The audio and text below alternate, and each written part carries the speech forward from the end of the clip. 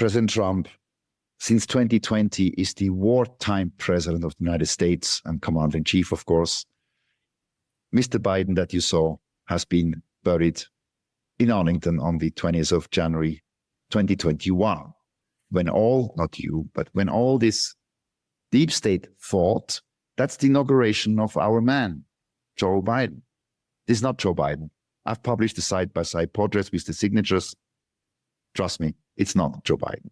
The man that you see today in CNN is not Joe Biden. He's working for us, or President Trump and the US military. He's a great actor. Arthur Roberts, mostly it's him. He's playing a gay camp. I don't know where I'm going. And he's falling down the stairs of Air Force One and all that. Brilliant man, I mean, as an actor.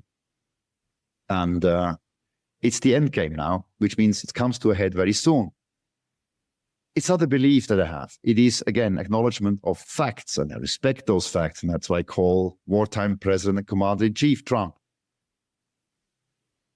Because everybody can do this exercise now. You go to the whitehouse.gov website, you type in 13848, you hit enter. Then comes the extension of a national emergency presidential executive order. Authored, signed, and acted by President Donald J. Trump on the 12th of September 2018. It's an extension in the whitehouse.gov website dated the 7th of September 2023, signed by Joseph R. Biden Jr. What's missing? The president title. So this is right in front of you. It's now coming out so that you can understand what's going on. I don't care if you believe me, really. I don't. I'm delivering you facts that are verifiable. I hate this word fact-checking. That's a deep state, less stupid connotation. It's called check and verify. Ronald Reagan said that once. He's a good guy. So check and verify that. The documents.info give you all the blueprints. It is the way it is. And the US military is on a mission. It's a global US military operation. The United States is formally at war since 2020. The National Guard and all the veterans that are listening now and members of the US military, you know it.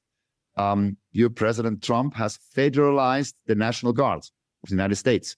Up to then, the National Guard was state-bound. Texas National Guard, Florida National Guard, New York State National Guard, Illinois National Guard. They have been federalized for a purpose to reinforce the forces to make sure that President Trump could mobilize into active war duty National Guard soldiers. Ladies and gentlemen, this is a mobilization of wartime service. Men and women, decent people of the United States military have been drafted into a wartime active duty. 1 million of them. 1 million. Putin, his colleague, is dealing with this whole deep state NATO and Zelensky regime with 200,000 Russian soldiers, officers. President Trump has mobilized 1 million people to prepare to do what he has to do, take out the deep state. And he has triggered, that's also a treaty, you can go and look it up in the documents.info. The references are there in the National Registry, Federal Registry, sorry. The War Generals Alliance is Act 50, under Act 50, 1550. There's a long list of things whereby the War Generals Alliance is 33 military organizations from around the world that are under the command now behind wartime President, Commander-in-Chief Donald J. Trump. The Second World War was ultimately fought by 4 generals, 4 commanders, 4, which two at that time they thought exterminate the Nazis and all these bad people, and ends in a way the Second World War. Horrible thing. Here we have more than 200 US military generals, and then I was told and calculated about 800 in total active duty military generals from 33 nations that are actively now in a mission.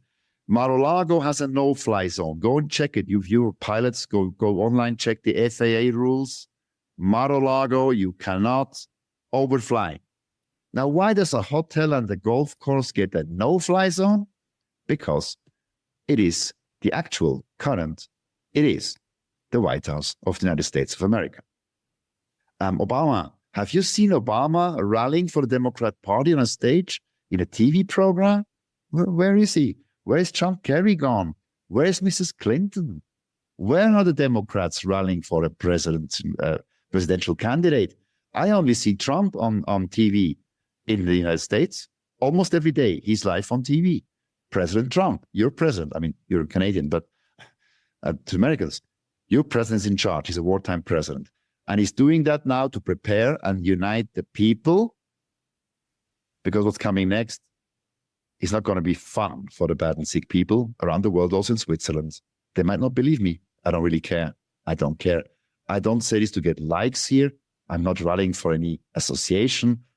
You can hate me. I don't really care. I'm dying of this stuff. So, everything's fine. Trust me. But the world will change. And it won't be a lockdown of the UN taking away your cars. No. You can drive the cars for the next 100 years with benzene, with diesel, or whatever. No. All this will be reversed, all this crap. But justice, because we just asserted justice is unreliable. Also in New York, President Trump, as the wartime president and commander-in-chief in a wartime, does not respond to civil and federal courts. He only does to military justice. And just for the audience, U.S. military justice, the United States Manual of War, the War Law Manual 2015, revised 2023, which includes now war crimes by civilians. President Trump has amended it. Before, the war manual was shooting other enemies, kill them, execute them. But now it includes civilians for high treason too, and crimes against humanity. Well, there's a purpose for that. And so my call to arrest the people in the film, I call for Swiss security, means Swiss military, to do it. They haven't done it. They're on record not doing it. The U.S. military justice is in force right now where I sit in Switzerland. If the time then comes for operation, I call it Storm. I don't know military secrets. The timing of it is a military secret. I'm not aware of the timing, but I can tell you this again. Where is Obama? Where is John Kerry? Where is Mrs. Clinton? Where are those traitors?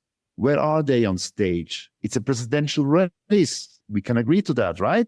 Officially opened.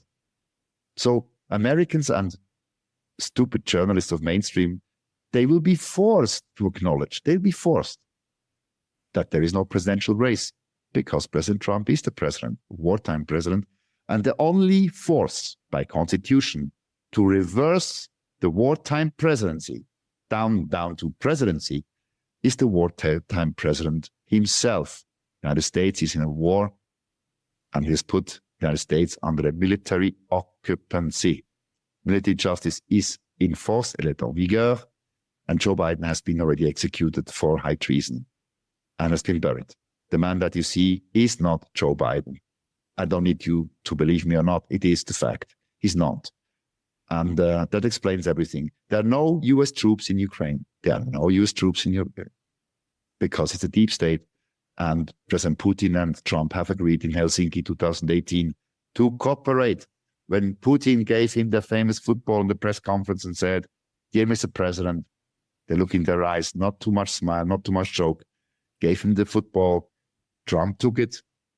They look at each other, and Putin then finished his sentence and said, "The ball is now in your court."